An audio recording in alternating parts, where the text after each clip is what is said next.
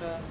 So my name is Deborah Ahenkorah, and I'm co-founder and director of the Golden Baobab Prize, which is a literary award that has been established to encourage the creation of African stories for young readers. And our goal really is to see African stories in bookstores all over the world in the next 10 years. Because we think that African stories or African people telling their own stories is not something that has been practiced, or it's not something that gets the most encouragement. So we want to see that happen.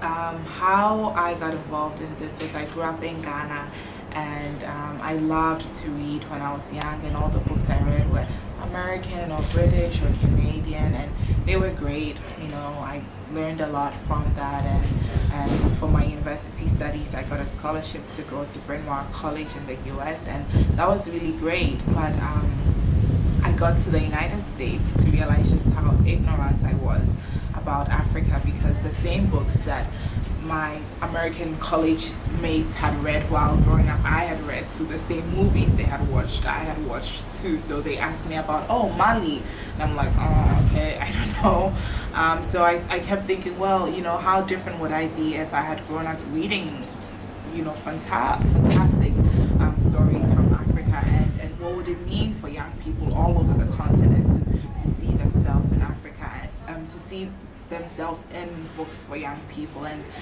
is it even right that children in some parts of the world should have the privilege of seeing themselves in the literature they read, and then children in another parts of the world don't have that opportunity at all to a large degree. So I decided to start, like, you know, this prize that will encourage African writers to write stories for young readers that can be read by young people in Africa, but also young people all over the world.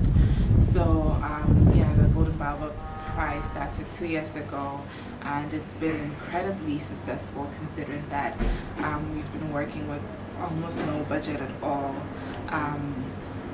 The first year we got over 75 stories from 9 countries.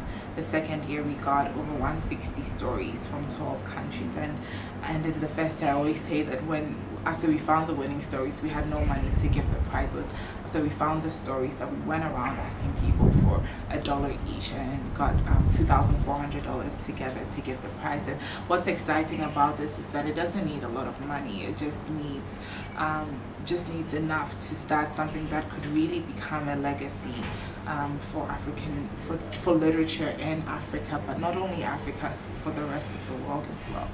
So this is the second year. I envision that there'll be many more years to come, and I envision that in 10 years, really, that you can walk into a bookstore like anywhere and find great books from Africa. I think there's no reason why that shouldn't be the case. So yeah.